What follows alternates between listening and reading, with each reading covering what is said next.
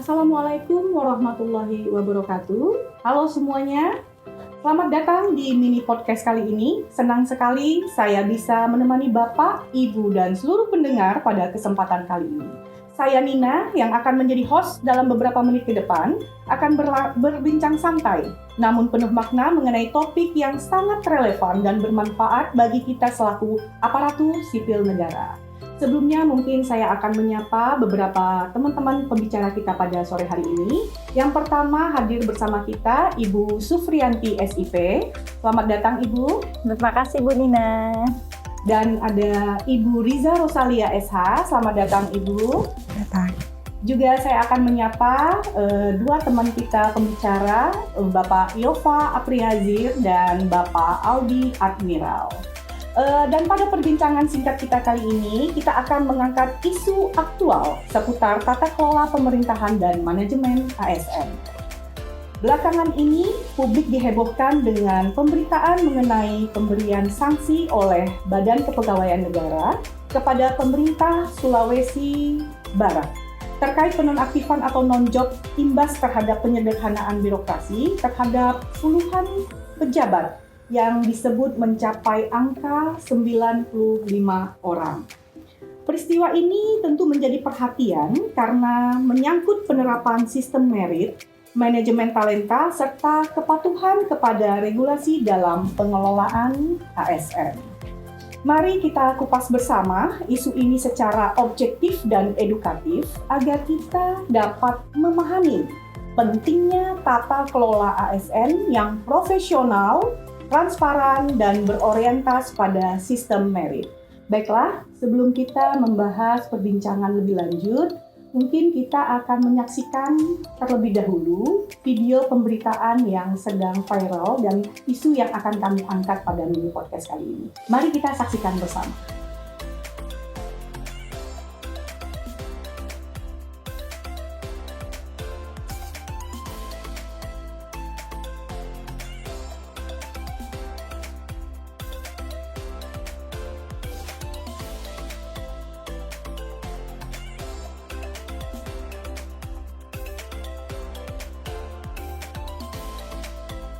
Baiklah, setelah kita mendengarkan video yang kita saksikan bersama, mungkin saya ingin mendengar pendapat dari Ibu Sufrianti SIP terkait pemberitaan tersebut. Bagaimana regulasi terhadap manajemen talenta bagi kita aparatur sipil negara? Silakan Ibu. Terima kasih Bu Nina yang sudah menyampaikan tadi, yang kita sudah saksikan bersama-sama terkait video pemberitaan tadi. Untuk aturan atau regulasi dasar hukum mengenai manajemen talenta dan juga sistem merit dalam manajemen ASN, itu dasar hukumnya ada beberapa regulasi, di mana yang menjadi aturan tersebut yaitu kita dapat lihat Undang-Undang Nomor 20 Tahun 2023 tentang aparatur sipil negara, relevansinya sebagai payung hukum terbaru ASN.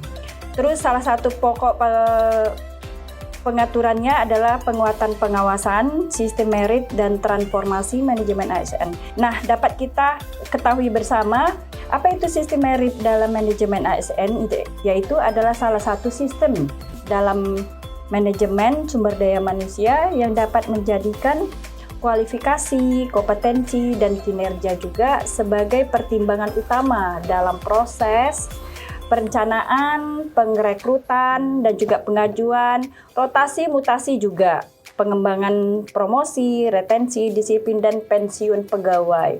Itulah yang dapat dijadikan panutan atau pedoman bagi kita untuk bagaimana sih dasar hukum yang menjadi pedoman dan juga panutan kita untuk dalam membentuk pola-pola manajemen ASN tersebut, yaitu Bu Nina. Baik, terima kasih Ibu Sufrianti atas penjelasannya terkait regulasi bagi kita para ASN. Nah, sekarang kita beralih nih kepada Ibu Riza Rosalia. Setelah mendengarkan terkait regulasi tersebut, mungkin saya bisa mendapatkan sedikit pendapat dari Ibu Riza terkait pemberitaan tersebut. Apakah di Pemprov Sulawesi Barat sendiri sudah menerapkan manajemen talenta ASN ini? Silakan Ibu Nina. Baik, terima kasih Bu Nina. Pertanyaannya menarik. Itu bagus bahwa memang sebenarnya pemerintah Provinsi Sulawesi Barat telah menerapkan manajemen talenta ASN, tapi statusnya lebih kepada baru penerapan saja. Belum ada penguatan, belum bisa menjadikan itu kesimpulan bahwa sebagai tolak ukur sebagai pematangan untuk pemetaan di ASN pada Sulawesi Barat.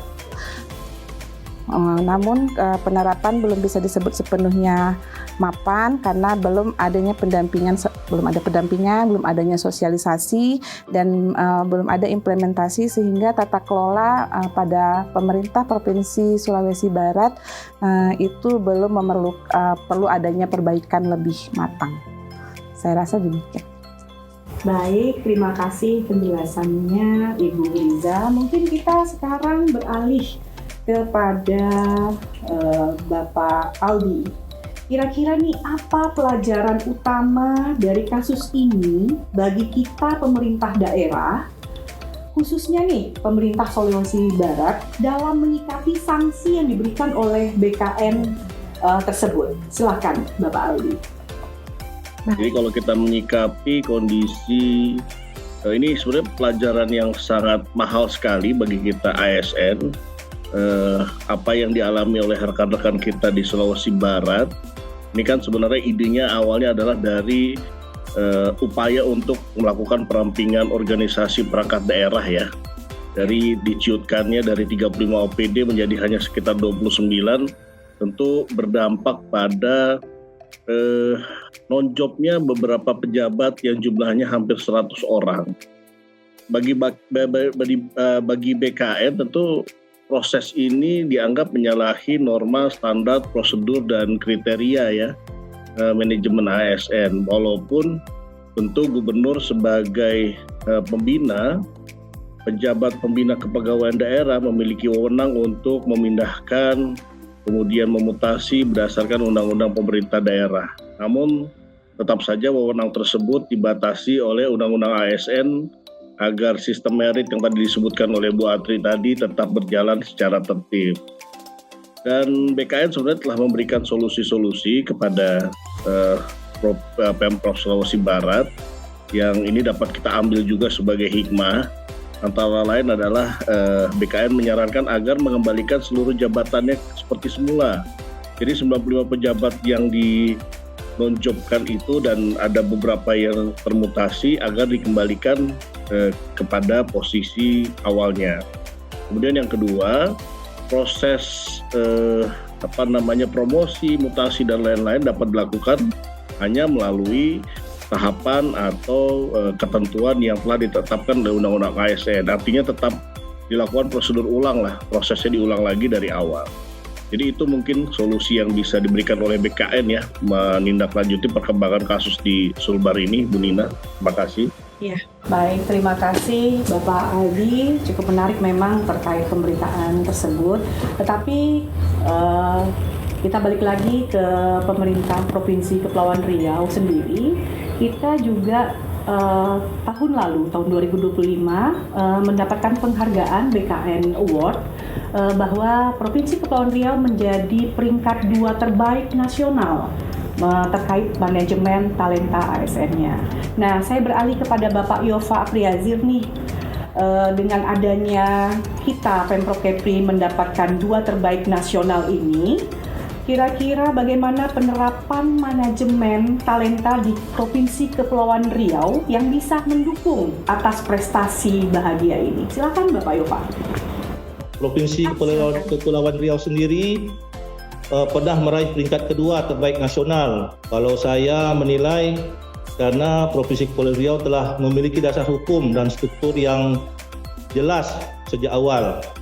Berdasarkan di tahun 2023 kemarin, Pak Gubernur telah menetapkan Peraturan Gubernur nomor 20 tahun 2003 tentang manajemen talenta PNS. Di dalam itu tertuang tugas-tugas, yaitu ada prinsip kerja terkait masalah objektif, rencana terbuka, dan juga dibentuk tim dibentuk tim manajemen talenta daerah yang bertugas penuh menyusun pedoman teknis yang mana melaksanakan pemetaan hingga memberi rekomendasi kepada pejabat pembinaan kepegawaian dan juga menjadi fondasi kuat di mata BKN bahawa kita tidak sekadar mengikuti program tapi sudah menjadikan kebijakan resmi untuk daerah Kepulauan Riau sendiri. Terus pemetaan manajemen talenta itu telah berbasis data standar nasional juga bukan perkiraan. Kunci utamanya setiap keputusan tentang ASN didasarkan data terukur untuk penilaian subjektif. Langkah yang akan dijalankan mungkin menggunakan standar asesmen BKN. Mungkin itu singkat penjelasan dari kami terkait masalah Provinsi Kepulauan Riau meraih peringkat yang kedua terbaik nasional. Baik, terima kasih Pak Yopa atas penjelasannya. Sebelum kita, terima kasih. Baik, mungkin nih saya balik lagi mungkin kepada Ibu Supriyanti atau Ibu Riza jika ingin menambahkan. Kira-kira gimana nih kita selaku ASN, apalagi sekarang ini kita sama-sama sedang menduduki pejabat eselon 3, pejabat administrator. Bagaimana kita selaku ASN menyikapi dengan adanya penerapan tata kelola ASN ini secara keseluruhan? Mungkin dari Ibu Artik atau Ibu Riza ingin menambahkan, silakan. Oke, baik, terima kasih Bu Nina. Sedikit kami menambahkan sebagai ASN sekaligus kita ini sebagai pejabat administrator maupun pemimpin ya di suatu organisasi, saya memang memandang ini memang betul-betul sangat penerapan tata kelolanya ini memang sangat memang bukan sekedar kewajiban regulasi, memang suatu kebutuhan sebenarnya. Nah, dengan tujuan itu yaitu menciptakan birokrasi ini yang profesional, berintegritas dan juga untuk memberikan pelayanan publik yang berkualitas, dan juga dengan adanya pola-pola untuk manajemen talenta itu saya rasa mungkin sudah tersistematis dan juga terukur untuk mengukur pengembangan pola-pola untuk meningkatkan karir kita sebagai ASN. Apalagi ya Provinsi Kepri juga mendapat peringkat kedua nasional. Itulah yang mengacu untuk bagaimana pola-pola karir dalam pengembangan kompetensi masing-masing dalam ASN, terutama sebagai kita yaitu untuk manajemen talenta ini dan juga kita sebagai pemimpin. Ya, terima kasih itu yang untuk tambahannya Bu Nina. Baik, terima kasih kepada Bapak Ibu semuanya. Pembicaraan kita pada hari ini memang sangat menarik sekali. Sebagai penutup, mungkin dengan adanya kasus penonaktifan pejabat di Sulawesi Barat ini menunjukkan bahwa manajemen ASN harus dijalankan secara tertib, transparan, dan sesuai prosedur.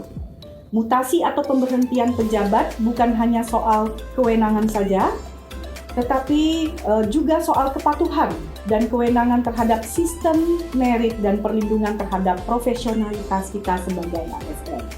Mungkin sanksi dari BKN ini bisa menjadi pelajaran penting bagi kita semua, khususnya kita di pemerintah daerah, perlu memperkuat manajemen talenta, pemetaan kompetensi, dan pengambilan keputusan berbasis data. Dengan begitu, penetapan ASN dapat dilakukan secara adil, objektif, dan sesuai kebutuhan. Karena birokrasi yang baik lahir dari aturan yang dijalankan dengan konsisten. Karena itu, kasus ini seharusnya menjadi momentum perubahan, bukan sekedar polemik. Saya ingin mengajak kita semua yang ada di sini untuk menerapkan satu hal yang sudah kita pelajari hari ini, karena perubahan besar selalu dimulai dari langkah yang kecil yang kita lakukan secara konsisten. Terima kasih atas perhatian Anda. Wassalamualaikum warahmatullahi wabarakatuh.